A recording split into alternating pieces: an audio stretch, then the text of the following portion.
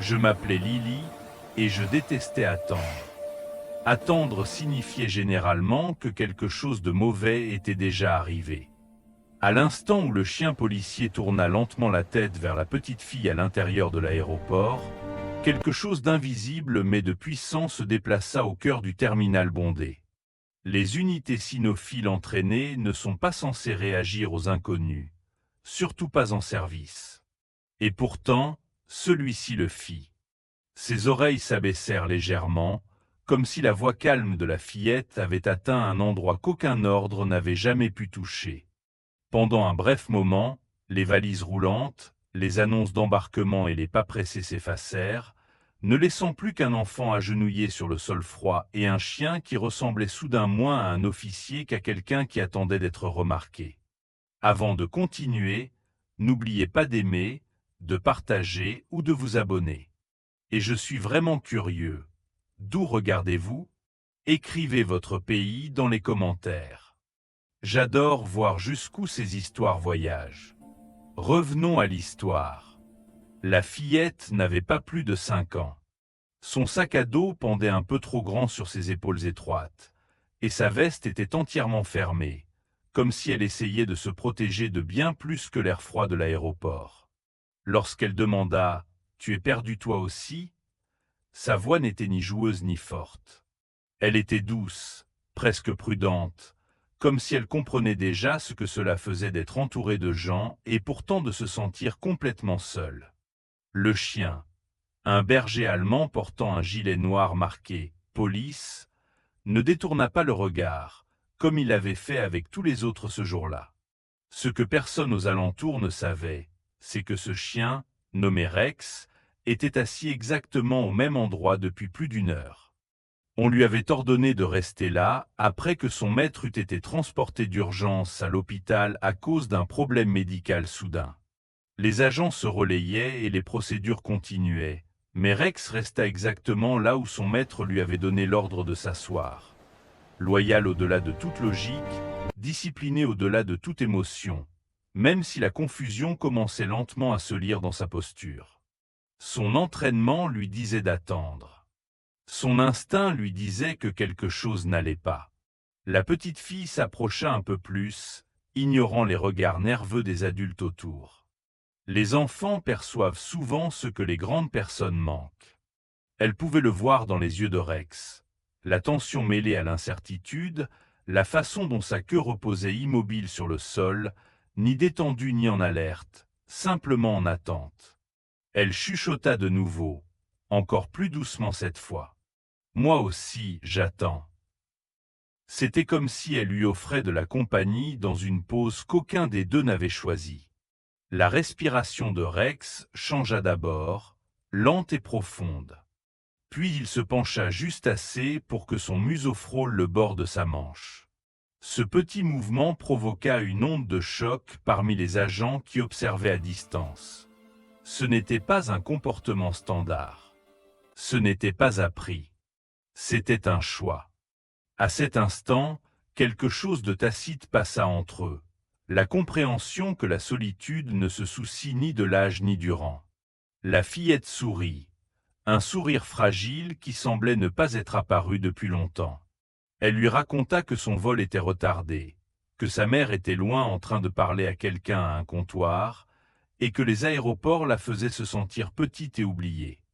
Rex l'écoutait à sa manière. En restant, en ne s'éloignant pas, en s'allongeant à côté d'elle et en plaçant sa présence massive entre elle et le monde écrasant qui l'entourait. Les gens commencèrent à s'arrêter et à regarder, non pas parce que c'était spectaculaire, mais parce que c'était vrai. Même sans connaître toute l'histoire, ils le ressentaient. La force tranquille d'un chien de service choisissant la compassion, le courage d'un enfant choisissant le lien. Et quelque part, au plus profond de Rex, une décision se formait. Une décision qui transformerait bientôt ce simple moment en quelque chose que personne dans ce terminal n'oublierait jamais. Rex ne comprenait pas des mots comme « réconfort » de la même manière que les humains. Mais il comprenait la présence. Lorsque la petite fille se rapprocha et posa sa petite main sur le bord de son gilet, il ajusta légèrement son corps pour lui faire de la place. Prudent, contrôlé, indéniablement protecteur. C'est à ce moment-là qu'un agent, de l'autre côté du terminal, remarqua le changement. Ce n'était pas un chien qui tolérait simplement le contact. C'était un chien policier qui choisissait activement de protéger quelqu'un qui ne faisait pas partie de sa mission. La fillette parla de nouveau, sa voix à peine plus forte que le bourdonnement du bâtiment. Elle dit que son nom était Lily et qu'elle détestait attendre. Parce qu'attendre signifiait généralement que quelque chose de mauvais était déjà arrivé. Les oreilles de Rex frémirent. Attendre était l'ordre le plus difficile de tous, celui qui exigeait de la confiance sans certitude. Comme s'il comprenait, Rex leva la tête et relâcha une respiration lente et régulière, s'ancrant pour qu'elle puisse le sentir. Il lui montrait que rester ne signifiait pas toujours être oublié. Les minutes passèrent, puis d'autres encore. Lorsqu'un agent s'approcha enfin pour éloigner doucement Lily, Rex se leva immédiatement et se plaça entre eux. Pas de manière agressive, ni menaçante, mais fermement. Son corps disait ce que son entraînement lui permettait. Cet enfant était sous sa protection. L'agent s'immobilisa. Il reconnut le sérieux de cette posture. Les chiens K9 n'assument pas une responsabilité à la légère. Puis la radio grésilla avec un message qui changea tout. Le maître de Rex était stable, réveillé, et demandait son chien. Lorsque Rex entendit le nom de son maître prononcé à voix haute, toute sa posture changea. Le soulagement le traversa si visiblement que même Lily le remarqua. Elle sourit largement et dit « Tu vois, tu n'étais pas perdu. Tu attendais juste ta personne. » Pour la première fois ce jour-là, la queue de Rex bougea, lentement, régulièrement, contre le sol.